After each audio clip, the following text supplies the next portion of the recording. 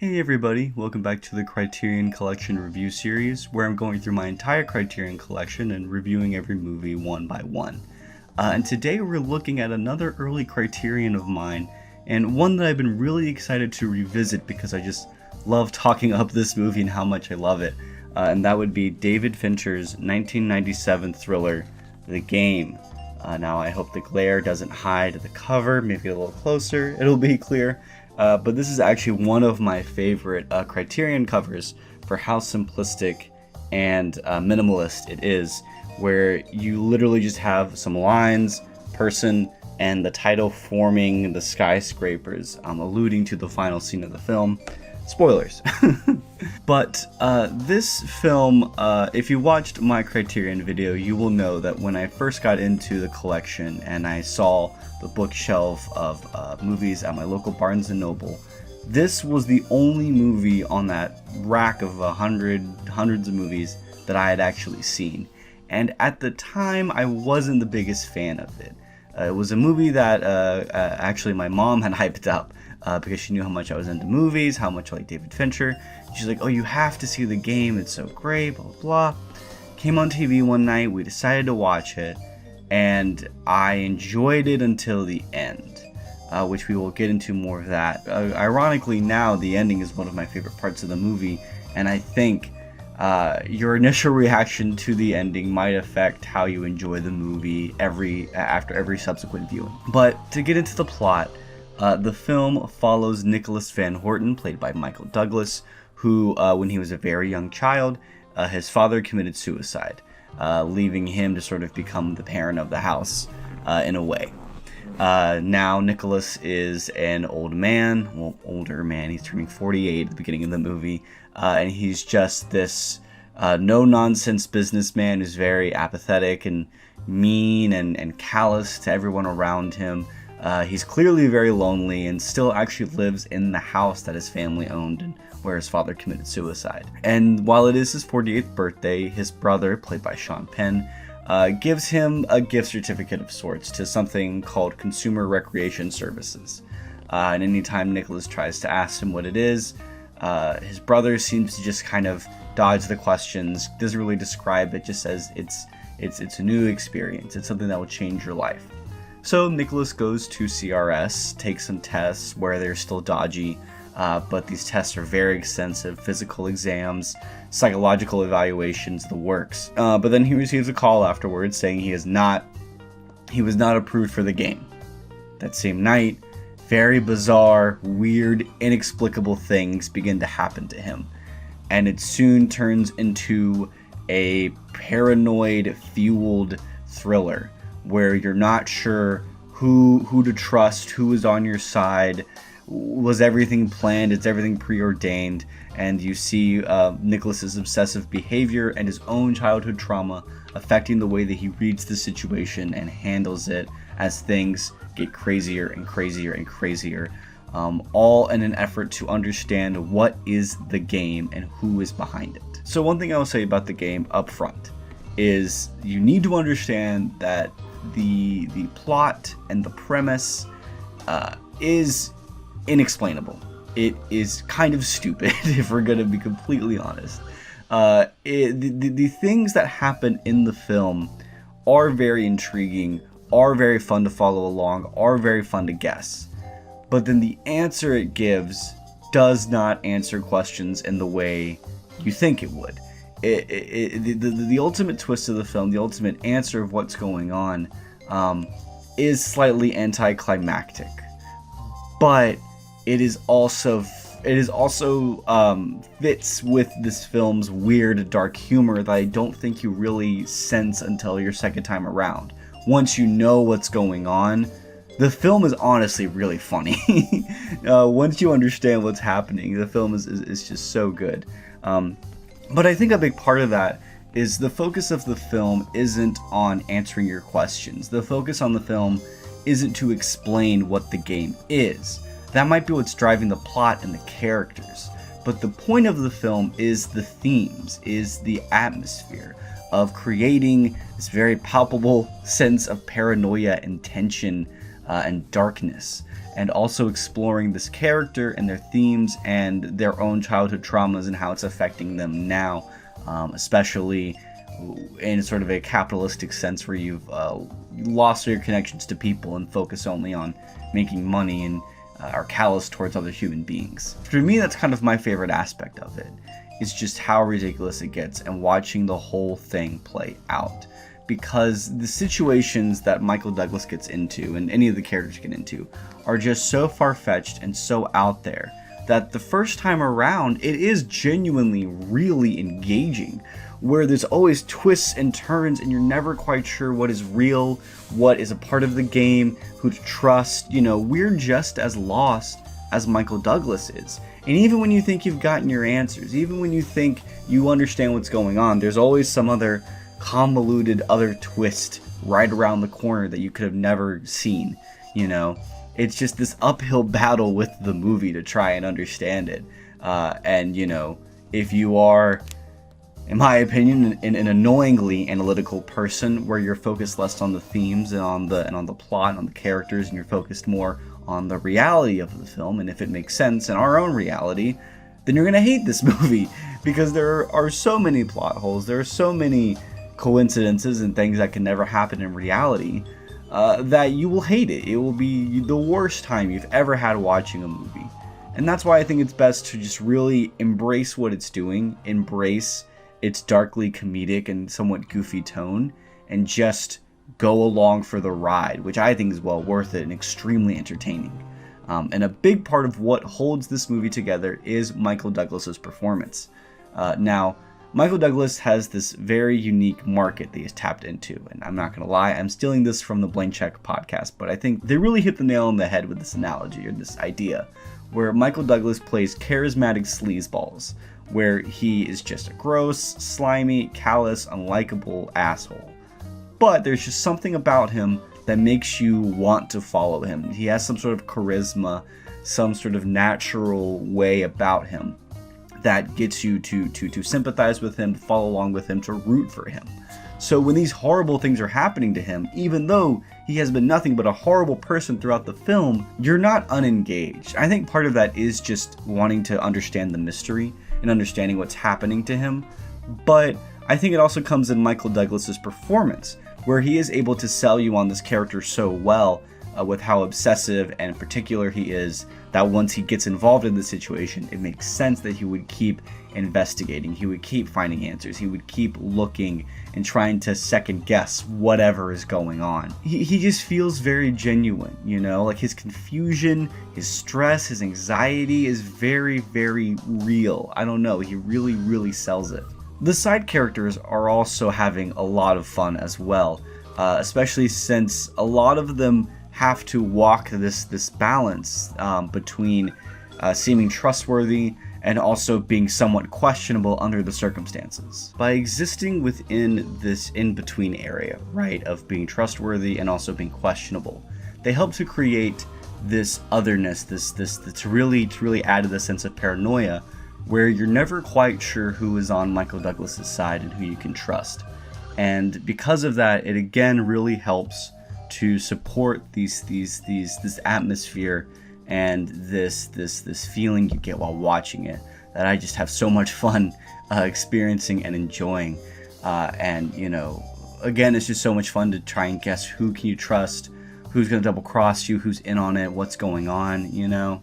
I will also say that David Fincher's filmmaking in this film is really, really great, where he does still have his signature sort of gritty, dark, blue, orange toned images, but just his control of the camera and his way of editing things together, of movement, of showing things, of his simplicity, yet being very effective, is still on display here, which I think helps to elevate a lot of the scenes in the film and a lot of what's going on. One of the images I remember very, very well is when Nicholas gets into a cab. Turns out the cab driver is in on the game, and there is this shot where the cab driver quickly rolls out of the cab as it's flying towards the river, about to go careening off, and the camera like shows shows like the driver's perspective flying towards the river, and then quickly like pans over, shoots over to Nicholas. Is like, oh fuck, like, oh, you know. And it's just this very effective shots where he knows when to have that control, when to be reserved, yet he also knows when to ramp things up, when to make it more exciting and interesting. And he just sells so many moments that I think a lot of other directors may not have been able to. But now we're going to get into spoiler discussion, because I think it's difficult to talk about this movie without talking about the ending and how divisive it can be. Where, if you haven't seen the movie, the ending basically is Nicholas finding out that CRS is like a scam company, who they basically have a whole operation where they find rich guys like him, convince him of what's going on, and then eventually work their way to steal all of his money by getting his personal information. So then Nicholas, and they actually knock him out and then bury him in an above ground coffin in Mexico. And he has to make his way all the way back to San Francisco, finds a gun in his house, and then goes, okay, I'm gonna kill somebody, I'm gonna get my money back, I don't know what's happening, but we're doing something.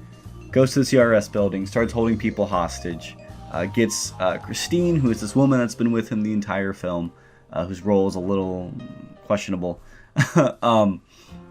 and he is like holding her at gunpoint on the roof.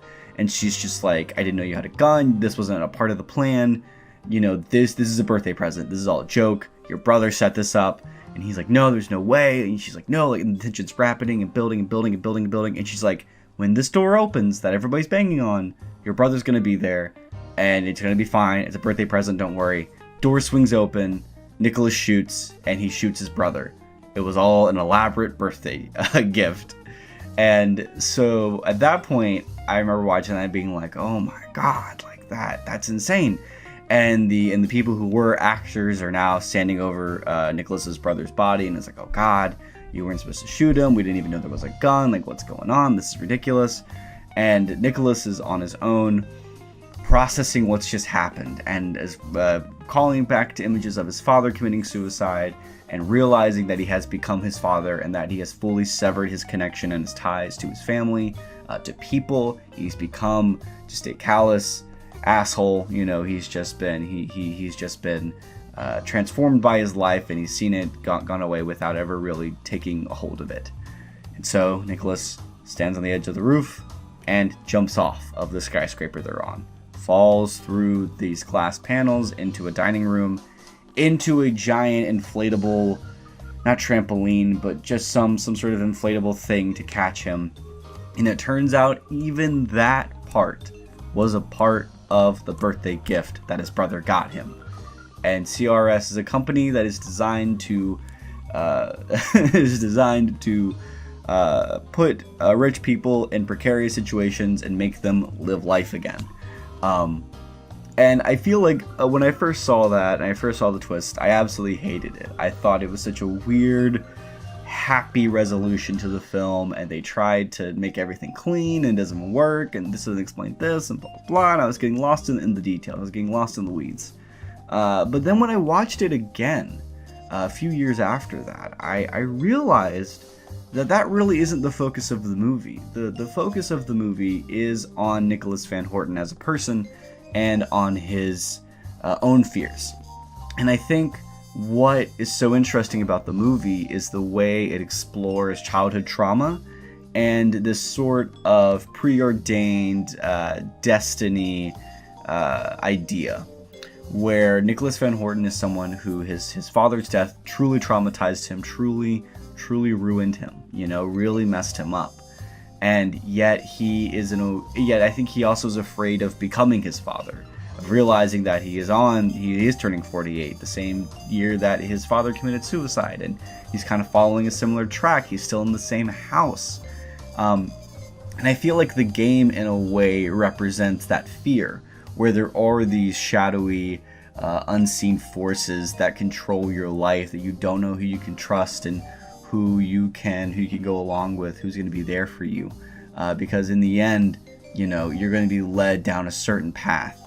And I think what the film is ultimately arguing, and it's almost in like a Christmas Carol sense, and apparently David Fincher compared this to a darker Christmas Carol, is that no matter what you do, you still have a choice. You can still live and enjoy your life and have some fun, even if things might be preordained. You know, you can still have your own ripple effects. You can still do what you want.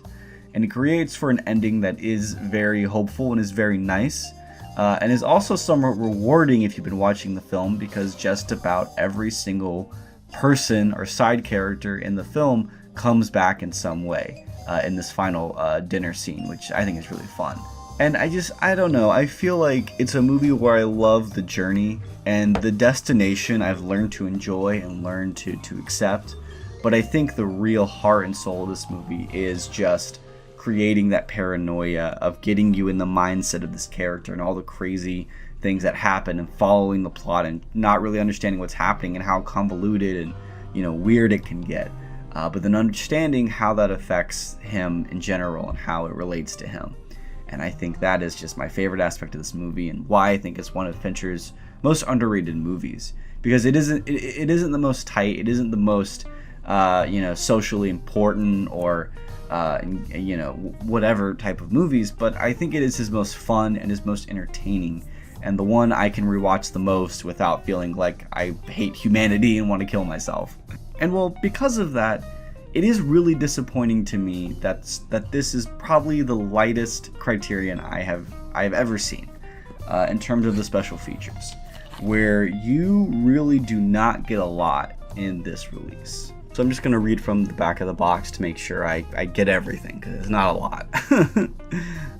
But you get behind the scenes footage and film to storyboard comparisons, an alternate ending, which isn't really that big of a difference, even though it does slightly change how the movie ends, but whatever. You get a trailer for the movie, and the biggest thing here is that you get a commentary with for the film. With David Fincher, Michael Douglas, the screenwriters, just about everybody that worked on this movie has something to say on the commentary track.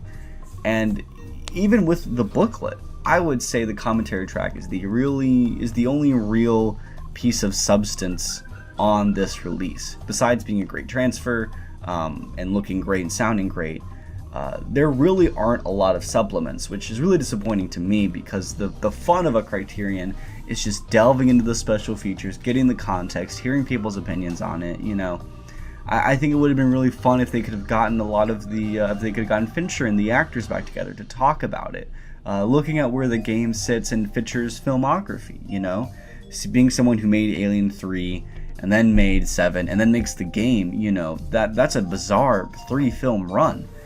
Which would be great to discuss and look more into. I just think there's a lot more you can do with this film that they really didn't do, which makes it very disappointing.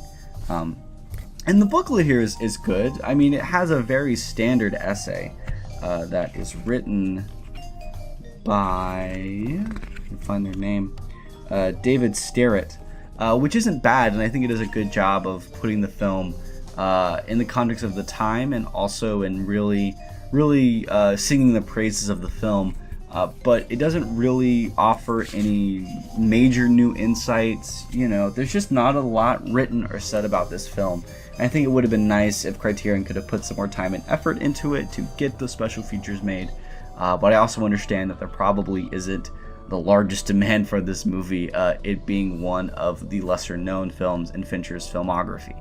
But I mean, beyond that, I still think this is a movie at least worth seeing. The Criterion may not be the best. In fact, it might be the weakest Criterion I own. But it is still a great film, one of my favorite Fincher films, the one at least I've rewatched the most.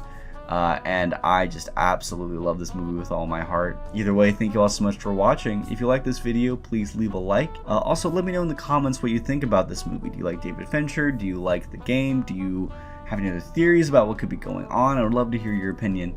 And if you want to see more videos like this, please subscribe, where next time we're going to be looking at the 1950s classic, influential, important film On the Waterfront. But either way, thank you all so much for watching, and hope you have a great rest of your day. Bye-bye. all my life.